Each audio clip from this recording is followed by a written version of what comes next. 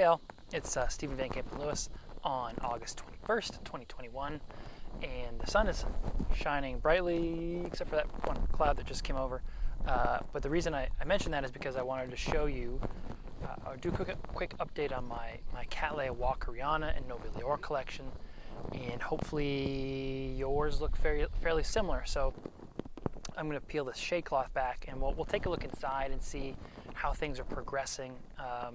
Kind of look at some of the larger plants, some of the smaller plants, and then maybe take some of the more interesting ones over to the table and do what I did kind of like last week, where I'll talk about a few individuals specifically, rather than spending the whole video just looking at leaves in pots. So let me turn the camera around and we'll take a look inside.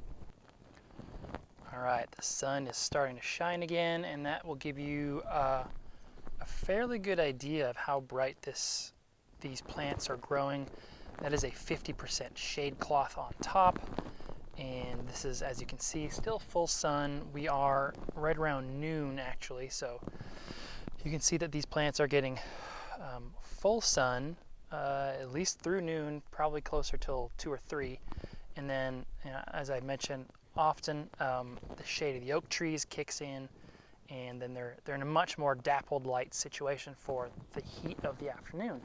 But for now, they're growing in very bright conditions, which is what they like. And these guys are actually growing more brightly than my other Cattleyas. So there's actually a few species, for example, Cattleya lobata should probably be in here. It didn't bloom this year, I think it was because it was too cloudy. That's a species that actually grows on the cliffs above Sao Paulo in full sun with no shade. So that's a really high light one. These guys are growing in fairly bright conditions in the drier parts of Brazil. But you can see that these guys are coming along nicely. This is probably a good goal for what you want your plants to look like during summertime. They're in active growth in various stages. So this is Cattleya nobilior alba, and you can see there's this little ant here feeding on some of that happy sap coming off this new growth, which is just coming out of a new growth that has matured already. So here in Texas, I get 2 to 3 flushes of growth on my walkerianas and nobilior. They get put outside in about early April and then stay outside well into November. My walkerianas will stay outside longer because they're much more cold tolerant than the nobiliors, and they seem to do really well. Here is a nobilior that has received a haircut. I actually cut 2 or 3 growths off of this guy and sold it, and it's already putting out a new growth right here to replace the ones that I took off, and it's still a humongous plant. This is that nobilior alba that I just showed you. Again, you can see the extensive root system, nice big new growths that'll start putting out additional new growths soon. All of these guys are growing in clay pots, as you can see, with large grade orchiata bark and a 50% shade cloth on top of them.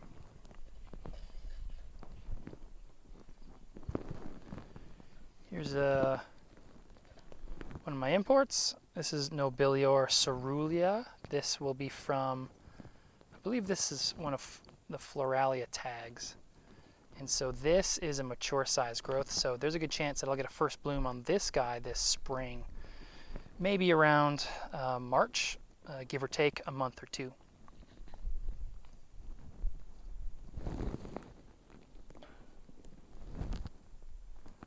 Here's a smaller plant that's getting adapted to the northern hemisphere, I believe.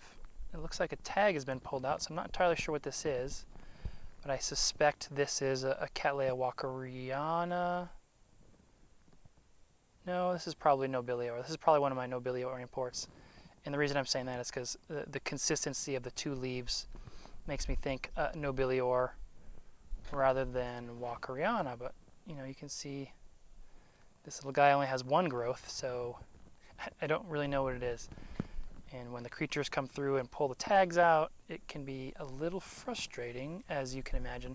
I'm going to say this is probably nobilior from Floralia. This is, I don't know if you guys remember, but this spring I showed a video or two comparing a potentially polyploid Cattleya nobilior with a non-polyploid or a diploid plant, and wow, this thing is, I haven't pulled this out in a long time. You can see it has just gone crazy. I even pulled off a huge division and sold that earlier in the year, and it's already crawling out of the pot in a pretty big way, so I'll probably have to give that a haircut next spring. But you know, if you are growing polyploid nobiliors, this is what you're looking for, this size growths. You know, you can see this is a little skinny for this time of year, and look in the back, you can see a pretty intense scale infection, which of course is always embarrassing to get on camera for you guys, but I do feel obligated to show you the good and the bad, not just make you think that everything is hunky-dory here in Texas, because it's not. There you go, there's a better shot of that scale. You know, that level of infestation really isn't a big deal. After I finish shooting this, I'll probably end up just scraping those off my fingers and just leaving it. I won't even spray. That level of a scale infestation on 1 or 2 leaves is not a big deal and won't hurt the plant. And what I'm going to do, these are my smaller plants, and I'm going to take these over to the table and give you a quick discussion about them. This is a mixture of nobiliors and walkerianas. A lot of these are from my friend Luis in Brazil, from his walkeriana breeding program, and then a bunch of nobiliors from Floralia. This is a Cattleya nobilior that my friend Chris gave me a division of some years ago, and I was able to compare. This is a diploid, so I was able to have 2 Cattleyas next to each other and comparing the diploid versus the polyploid in terms of showing you how big they really do get.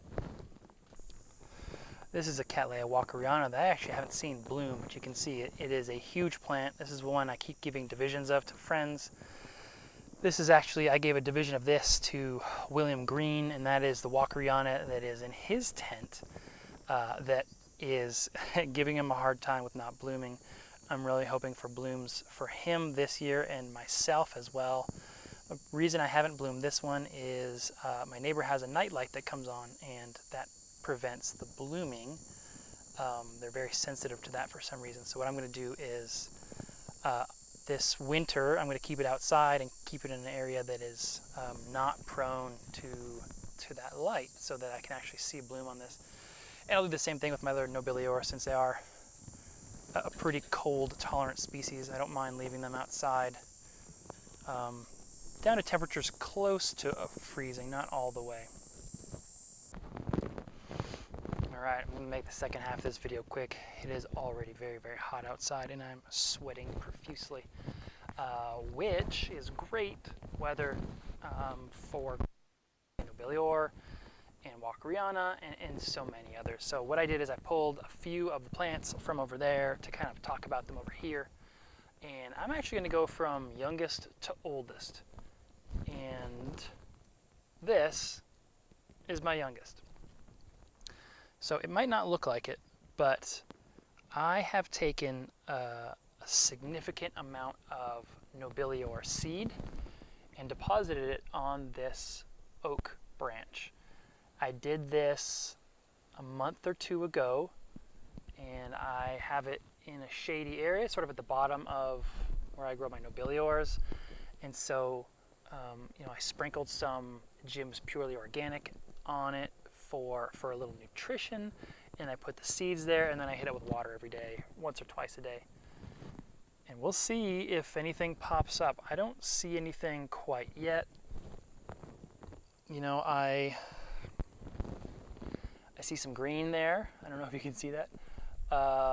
Most likely that's fungus, and I'm being hopeful, but maybe that is one or two baby nobiliors. I doubt it very much, but this is kind of a project in the workings, or an experiment, I guess you could say.